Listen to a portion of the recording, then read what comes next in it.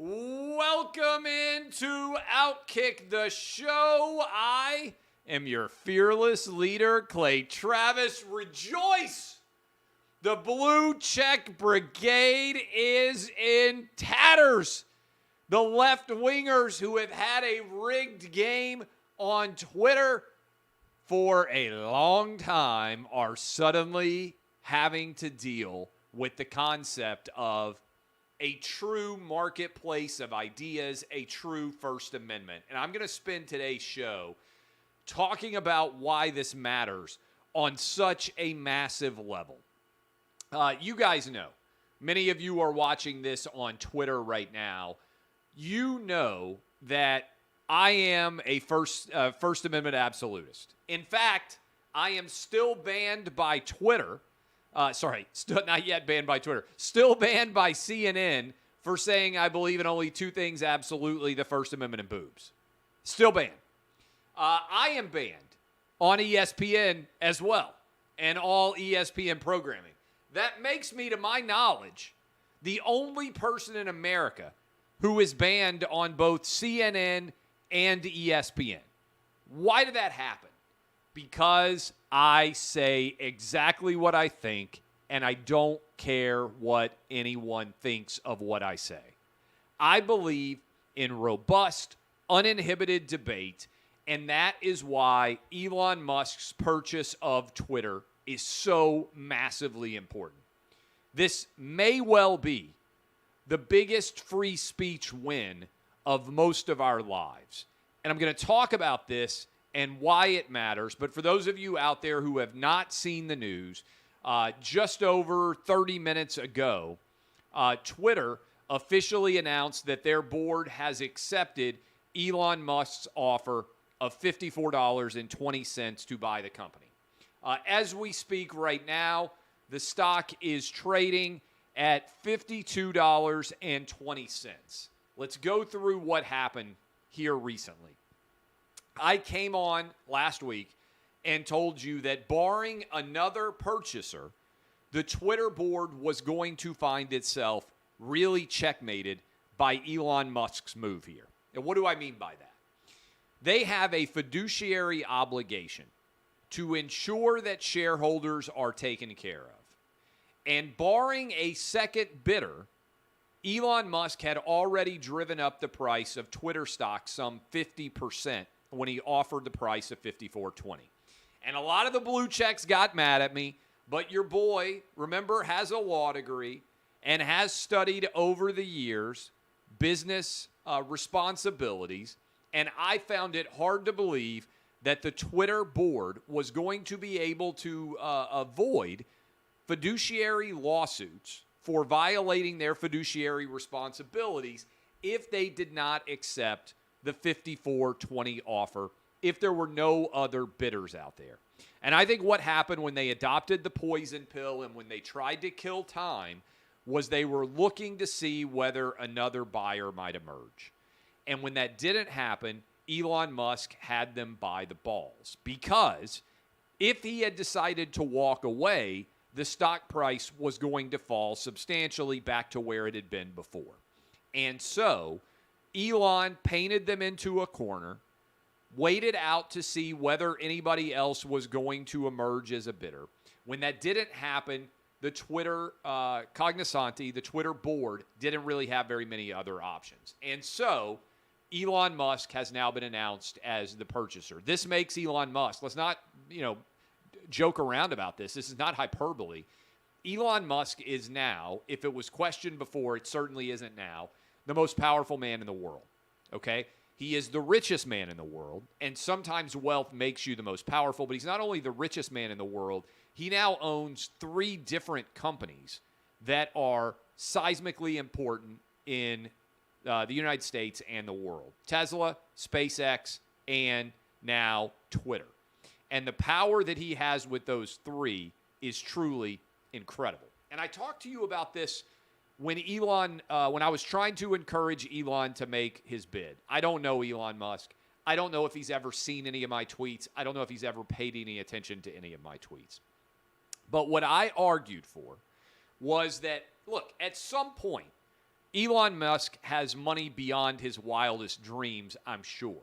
He may end up being a trillionaire before all is said and done. He's 50 years old. He's got several kids. He has got a legacy that he has created. But I think he's probably contemplating things somewhat like I am. I'm 43 years old. I've got more money than I'll ever need, hopefully.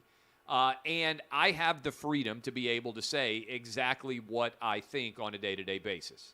And so when I decided to leave sports and take over with Buck Sexton, the Rush Limbaugh time slot, the biggest radio show in the country, I had to make the decision, hey, am I okay with leaving sports behind? And I haven't completely left it behind. I still talk about sports a great deal. It's a huge passion of mine.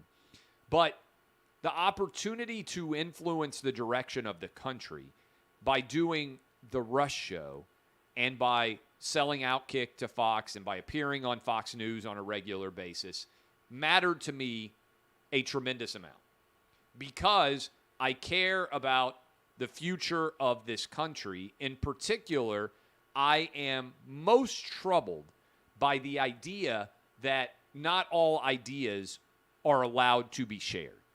And that is what Twitter has slowly embraced. This idea that if you have an opinion that isn't in the mainstream, you aren't allowed to share it. Well, that's fundamentally the antithesis of what the First Amendment represents. Because the First Amendment believes that ideas that are right now, today, in the extreme minority should be able to be argued because one day they might become the majority. And we don't know exactly what those ideas are, but that's what those of us who believe in a robust and uninhibited First Amendment believe in. And so look at what the blue checkmark brigade members on the left wing are upset about. They're upset that Elon Musk is going to limit censorship. They're upset that Elon Musk is going to allow full-fledged debate to exist on Twitter. They're upset that the rigged algorithm, which has favored far left-wing opinion, is no longer going to exist in the same way that it does now. That we may have a true marketplace of ideas without favor being given to opinions based on the political background. So I want to just share a couple of things that Elon Musk has tweeted and think about how crazy it is that this has ended up in a situation where we are right now. Elon Musk tweeted, and I'm looking at my Twitter account because I want to make sure that I quote him correctly, on this situation, which gave us kind of a decent idea that he was soon going to be buying the company. He said basically that he wanted to make the 10% on the far left wing as angry as the 10% on the far right wing. And that if he were doing that, that would represent in some way a perfect idea, a distillation of what he believes, which is that everybody should have the right to their opinion, but that the rules should be applied in a content-neutral way. And so you don't end up with Alex Berenson getting banned, right? You don't end up with Alex Berenson, who shared all sorts of data surrounding COVID and was prescient, was correct on a lot of that COVID data far in advance, that you don't end up with him banned, that you don't end up with a satire site like the Babylon Bee banned, and frankly, that you don't end up with the sitting president of the United States, Donald Trump, banned. And I've been arguing against Trump's banning for a long time, and a lot of you have questions about Trump's banning and how I would handle it, how Elon Musk might handle it, what might happen going forward. So let me just lay this out. We talked about it some on Clay and Buck. I think that Donald Trump has actually benefited by not having a Twitter account. What do I mean by that? A lot of people didn't vote for Donald Trump because they were triggered by his Twitter account. I don't know that he gained that many voters, okay? Especially suburban women seem to be really triggered by what Donald Trump tweeted. Now, personally, I'd way rather have mean tweets than I would war in Ukraine. than I would 8.5% inflation, than I would a disastrous withdrawal in Afghanistan, than I would a porous southern border, than I would murder rates skyrocketing, police officer shootings skyrocketing, the overall economy in a tailspin as it pertains to the impacts of inflation, right? That we may be headed towards a recession. I would rather have Donald Trump in office than kids still wearing masks in school, than the idea that we would have to get a federal judge in Florida to overturn wearing masks on airplanes. I would rather deal with mean tweets. But there are certain people in the United States who elected to vote for Donald Trump, against Donald Trump. I really believe this. Instead of voting for Trump, they voted for Joe Biden because of how he used Twitter. So I don't agree with the banning of President Trump from Twitter, from Instagram, from Facebook, from any of YouTube, any of those sites. But I actually believe that Trump may have benefited overall, because all of a sudden the story becomes Biden. And my fear, this is my fear in a larger sense for what 2024 will represent, is that if Trump is on the ballot in 2024 or any other Republican, the story needs to be Joe Biden's failures. The story doesn't need to be Donald Trump or the Republican candidate. Elections, when there is an incumbent, are a referendum on that incumbent's job. Joe Biden has done an atrocious job as president. So my concern is that Trump may make 2024 more about him than it is Biden, when the election should be about Biden. But I do believe that Donald Trump should be able to be back on Twitter. Now, he may not go back. He may prefer to stay on other social media accounts like Truth Social and use that as opposed to Twitter. But if I were running Twitter, I would reinstitute Donald Trump on Twitter. I would bring back the Babylon Bee. I would bring back Alex Berenson. I would bring back people who have been banned for sharing uncomfortable opinions for the left wing, because we need content-neutral policies. If the Ayatollah of Iran can have a Twitter account, then Donald Trump should be able to have a Twitter account. If the Taliban can have a Twitter account, then Donald Trump should be able to have a Twitter account. If the Chinese government, which is propagating lies about its overall policies in Xinjiang province as it pertains to genocide against the Uyghurs, if they can have Twitter accounts, then Donald Trump should have a Twitter account. That's my personal opinion. I also hope that as Elon Musk runs Twitter, he does a better job, because I think this is why Twitter is a cesspool, of keeping people from having 10 or 20 different multiple accounts, maybe even hundreds. The bot farms are a major issue on Twitter.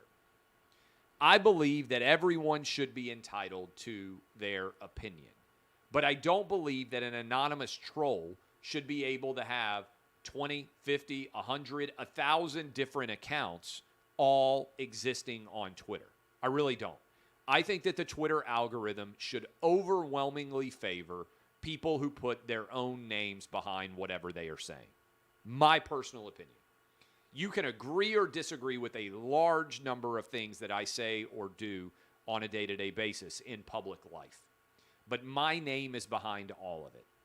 If you don't like my Twitter feed, you don't like me on television, you don't like me on radio, that's your right, but I'm not pretending to be somebody else. I think that the Twitter algorithm needs to be public, and I think we need to see all of the behind-the-scenes machinations that the Twitter people have put in place to favor far left-wing politics. I think the algorithm needs to be 100% apparent for everyone, and we need to see who the favored people were on Twitter and what policies they espoused and allowed to trend. Another topic. Right now, I'm looking at what is going on with the overall Twitter universe. So Trump is saying that he may not return, and that's all still his right to Twitter. Because I think probably he signed papers that probably commit him to Truth Social would be my expectation. But I think he should be given the right to come back if he wants to come back. But the trending topics, how does something trend? What are the topics that end up occurring that will allow something to be one of the 20 top trends in America on a day-to-day basis? And why are those so often left-leaning in the way that they are applied? I would love to know what is occurring, who is running the Twitter trending topics, how are Twitter trending topics collated, how are they determined what the Twitter trending topics are going to be, and why are they so often favoring far left-wing topics? I also would like an edit button. I think an edit button would be incredibly important towards allowing people to quickly change their mistypos and things like that. Maybe for the first 10 minutes, you could allow something to be changed and allow people who, like me, occasionally mistype a word or mistype a letter to be edited and fixed. But I think the most important part of all of this is social media. When Donald Trump got banned, I don't know how it wasn't terrifying to anyone that every social media company, even Pinterest, even Etsy, all these companies immediately banned Donald Trump simultaneously. That's the definition of collusion. I think having Fox News is important if MSNBC is going to exist. I think having a platform that is actually committed to true honesty, to true, robust First Amendment policies is integral to the full functioning of our democracy. And I give tremendous amount of credit to Elon Musk for recognizing those importance. Look, the guy is better at sending rockets to space than NASA. He set out and decided, I'm going to build better rockets than NASA, and he did it. He said, hey, the American combustion engine, the gas and oil funded car industry, I'm going to develop electric cars that work just as well, if not better, than gas-powered engines, and we are going to revolutionize the car industry. And he did it. I laugh at people who say Elon Musk won't be able to figure out or handle Twitter. Are you kidding me? This is a guy who is able to beat NASA at sending rockets to space and beat the entire car industry at creating electric vehicles. And you think he can't figure out how to come up with content-neutral policies to put in place to ensure the First Amendment has a full fruition on social media and online? Are you kidding me? This is, of the three, far easier to accomplish. Now, will it be messy? Yes. Will I enjoy seeing all the left-wing blue checkmark brigade members who have spent years, anytime I criticized any aspect of Twitter, saying, it's a free company. If you don't like it, leave. Will I love being able to tweet to left-wing blue checkmark brigade members who are upset about Twitter? It's a free, it's a private company. If you don't like it, leave. Yes, I will. Will I enjoy telling them to build their own internet? Yes. Will I enjoy telling them that if they don't like it, they can go to Canada like they claimed they were going to do when Donald Trump got elected, although no one actually left the country? Yes, I will love all of it. But, by the way, I've never met Elon Musk. I don't know him at all. But I would love to be helpful. I've been a longtime shareholder of Twitter. My stock will now go to Elon Musk, in theory, as a part of the purchase of the company. But I would love to be involved in some way in helping to craft content-neutral policies so that Twitter can be more effective and be more useful when it comes to debating ideas. But guys, I can't tell you how much of a massive win this is. For those of us out there who fight for First Amendment, for those of us out there who fight for free expression, I have been very troubled by the censorious nature that has been embraced by the left wing of the Democratic Party. They definitely have the idea that words are violence and that if you say something that upsets someone, you shouldn't be able to say it. That has taken over the Democrat Party. And I believe, by the way, it's going to lead them to unmitigated disaster in the midterms. I really do. I think we're going to see a red wave of epic proportions. When you look at the mask mandate being removed on airplanes, when you look at Joe Biden's collapsing approval ratings, and when you see Elon Musk making this move as he is to provide more free speech to Twitter, I think it is ultimately an incredibly positive sign for the United States, for content-neutral policies, and for the marketplace of ideas. And I think we need to move against two things. I've been arguing this for a long time. The Democrat Party, by and large, is defined by two principles now. Identity politics, that is the idea that what you look like should define how you vote based on your race, your gender, whatever it is, all identity politics. I reject it out of hand. And the other one is cancel culture. These two are kissing cousins, right? Cancel culture is the idea not to disagree with someone, but to immediately label anything that you disagree with as Hitler, as Nazism, as fascism, whatever you want to argue. That is the immediate response of the left wing. And frankly, they've gotten soft. They don't debate ideas anymore in the Democrat Party. They just try to get people canceled. And the difference between a debate and cancel culture is I disagree with you, okay? I disagree with you on any number of issues. Having a real debate on a substantive issue is what America stands for and has always believed in. Cancel culture is I disagree with you and you don't have the right to share that opinion. And far too often on social media, cancel culture has been emboldened and it has been embraced. And so I hope that Elon Musk will help us fight back against identity politics and against cancel culture, and that many of these corporations out there will finally start to stand up against this woke culture, and we can have a real debate about what America is and is not.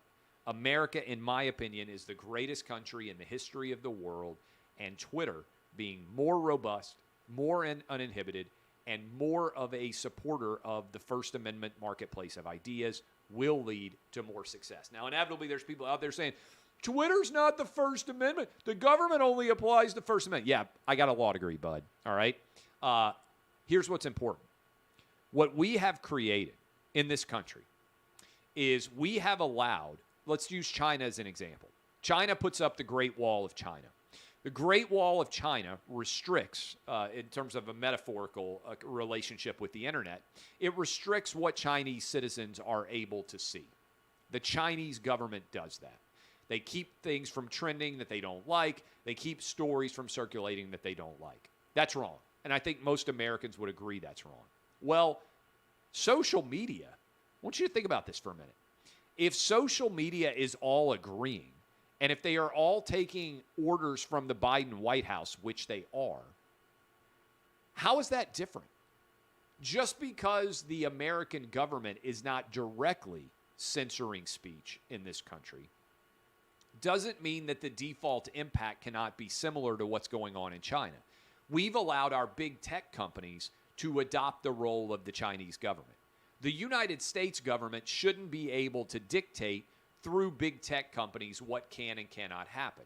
I think that Elon Musk owning Twitter is a big, powerful statement that Twitter is going to be independent and that the marketplace of ideas will rule and govern the day there.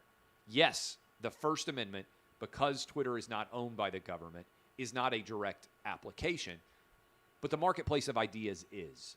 And Twitter can either support fully the marketplace of ideas or it can't. Now, the company going private, I think, will also help because on a quarterly basis, Elon Musk doesn't have to worry about exactly what the earnings are.